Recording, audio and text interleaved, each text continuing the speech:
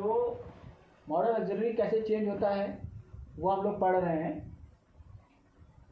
मतलब कि अगर रिपोर्टेड स्पीच में विल आया है तो उसको मतलब डायरेक्ट स्पीच के रिपोर्टेड स्पीच का जो पार्ट होता है उसमें अगर विल आया है तो उसको हम लोग वुड में चेंज कर देते हैं। अगर शैल आया है तो शुड में चेंज हो जाता है, अगर कैन आया है तो कुड में चेंज होता है, अगर मे आया है तो माइट में चेंज हो जाता है।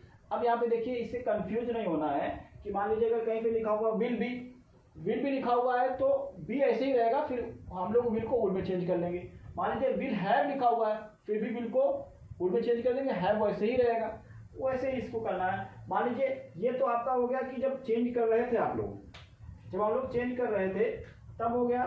अब यहाँ कुड है तो कुड का कुड रहेगा, वुड का वुड ही रहेगा। हैड टू के बारे में बहुत ज़्यादा कंफ्यूजन है।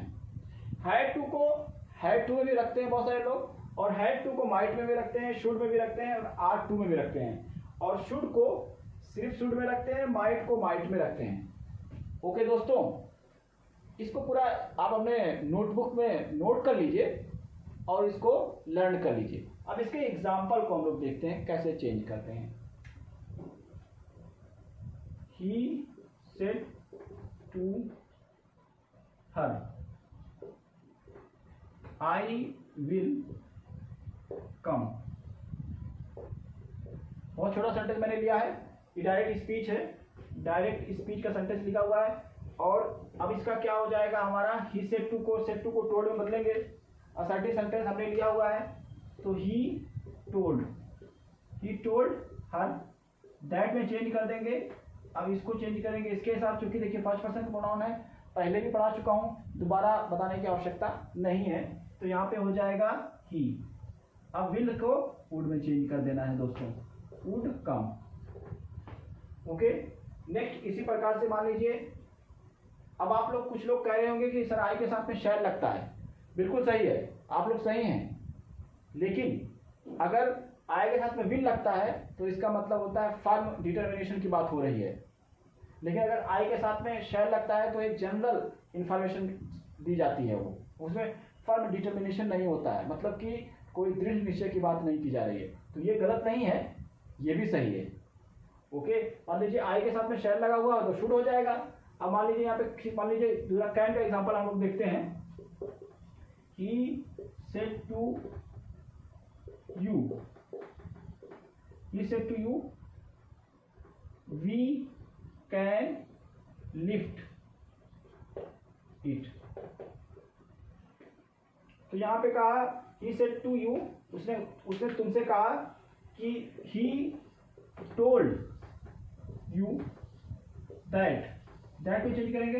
अब दोस्तों यहाँ पे देखिए, वी जो हमारा फर्स्ट पर्सन का प्रोनाउन है, रिपोर्टेड स्पीच का जो फर्स्ट पर्सन का प्रोनाउन होता है वो रिपोर्टिंग वर्ब के सब्जेक्ट के हिसाब से चेंज होता है। तो क्या हो जाएगा, अब यहाँ पे देखिए ही रखा हुआ है, ही पे चूंकि वी जो है प्लूरल को दिखाता है, ही सिंगुलर को दिखाता है, तो जो थर्ड पर्सन का प्रोनाउन है उसकी फैमिली में दे भी आता है, तो इसलिए दे यहाँ पे लेगा ये। तो दे, अब यहाँ पे कैन को किसमें चेंज कर देंगे हम लोग, कुड में चेंज करेंगे। दे कुड लिफ्ट इट को इट ही में रखेंगे क्योंकि ये थर्ड पर्सन का प्रोनाउन है। अब इसी प्रकार से कुड है, अगर कुड आ जाता है तो कुड को कुडी में चेंज करेंगे, उड आ जाता है तो उडी में चेंज करेंगे। हैड टू आता है तो उसमें हैड टू को हैड टू में भी चेंज करते हैं, और माइट में भी चेंज करते हैं, शुड में भी चेंज करते हैं, आर टू में चेंज करते हैं। अब आप पूछोगे कि ऐसा क्यों सर, ये सेंस के हिसाब से होता है। सेंस होता है जिस तरह का सेंस निकल के आएगा दोबारा जब डायरेक्ट स्पीच में बदलेंगे तो उसके अकॉर्डिंग हम लोग उसको माइट में भी चेंज कर सकते हैं, शुड में भी चेंज कर सकते हैं। एग्जाम्पल देखते हैं जरा। He said to me, I had to complete my work। तो इसका हिंदी में जो मतलब निकलता है कि ही सेड टू मी, उसने मुझसे कहा कि मुझे काम कंप्लीट करना पड़ा। तो अब यहाँ पे मान लीजिए अगर मॉरल ड्यूटी के हिसाब से देखा जाए भाई, तो काम कंप्लीट क्यों करना पड़ा, करना चाहिए था, तो शुड भी लगा सकते हैं ना हम लोग, और टू भी लगा सकते हैं ना, क्योंकि जहाँ पे मॉरल ऑब्लिगेशन की बात आ रही है, और नहीं तो फिर हैड टू ही रखिए, क्योंकि जनरली इंग्लिश ग्रामर में टीचर यही पढ़ाते हैं कि हैड टू को हैड टू में ही रखते हैं, लेकिन नहीं, उसको हम लोगों को सेंस के हिसाब से माइट, शुड और आर टू में बदल देना चाहिए। तो दोस्तों यहाँ मैं चेंज में कर रहा हूँ, ही टोल्ड मी दैट।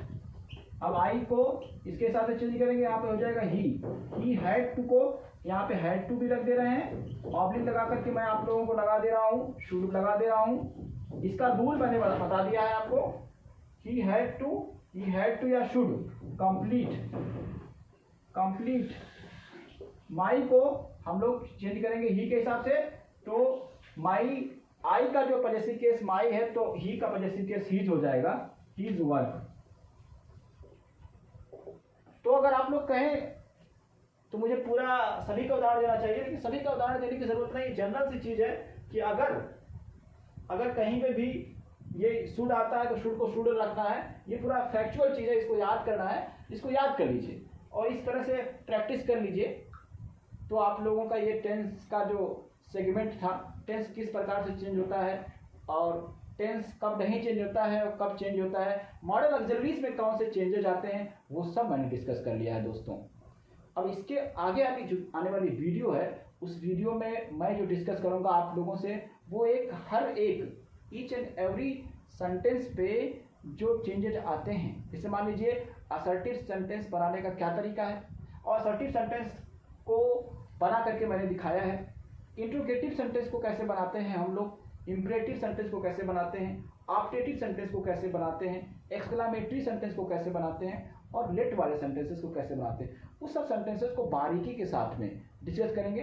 फिर मैं डायलॉग पढ़ाऊंगा कि फिर डायलॉग कैसे, एक मान लीजिए डायलॉग दिया हुआ है, उसको हम लोग को इनडायरेक्ट स्पीच में बदलना होता है, तो वो एकेडमिक में खास करके इंटरमीडिएट के स्टूडेंट्स के लिए बहुत ही अच्छा होता है। दोस्तों एक बात मैं कहना जरूर आपसे चाहूँगा कि अगर आपके जानने में कोई ऐसा स्टूडेंट्स है जो इंग्लिश ग्रामर को सीखने में संघर्ष कर रहा है, तो आप उसका साथ दीजिए, ये वीडियो उसके साथ जरूर शेयर करिए और हमारी भी मदद होगी।